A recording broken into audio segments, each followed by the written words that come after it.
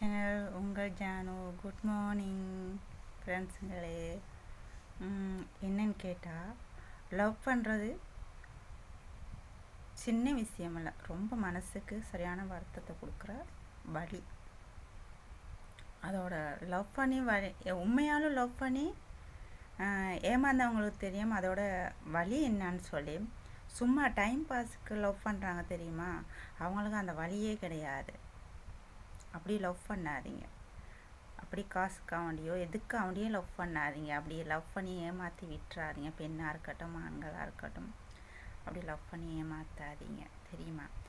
அப்படி உண்மையாக லவ் பண்ணி கல்யாணம் முடித்தாலும் நீங்கள் 2-3 வருஷம் சென்று, இல்லாட்டி ஒரு 5-6 வருஷம் சென்றோ, அவங்களுக்கு அந்த பெண்களுக்கு 2-3 பிள்ளைங்கள் இருக்கும்.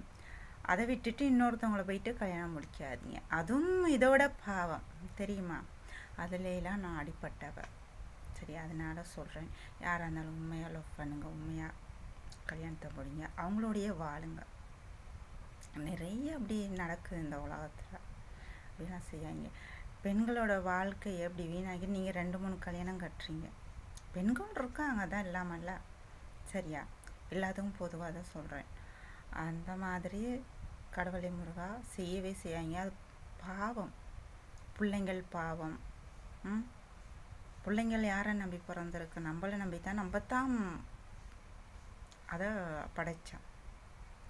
அதுங்களை நான் ரோட்டில் தவிக்க விட்டுட்டு அம்மாவும் இல்லாமல் அப்பாவும் இல்லாமல் போகிறத சரி ரொம்ப ரொம்ப ரொம்ப பாவம். அந்த பாவத்துங்களை என்றைக்குமே செய்யாதீங்க. காதலை கொச்சப்படுத்தி வாழாதீங்க, சரியா. இது காதல் உண்மையானது, புனிதமானன்னு சொல்லி வாழ்ந்து பாருங்க. அது நமக்கும் நல்லது, நம்மளோட பிள்ளைங்களுக்கும் நல்லது, தெரியுமா. நம்ம இப்படி செய்கிறது, நம்மளோட அம்மா அப்பா அவங்களுக்கு கஷ்டம், அம்மா அப்பா அவங்கள பேசுவாங்க ஒவ்வொருத்தவங்களும், பாரு பிள்ளைங்களை பெற்று வச்சுருக்க இந்த மாதிரின்னு சொல்லி.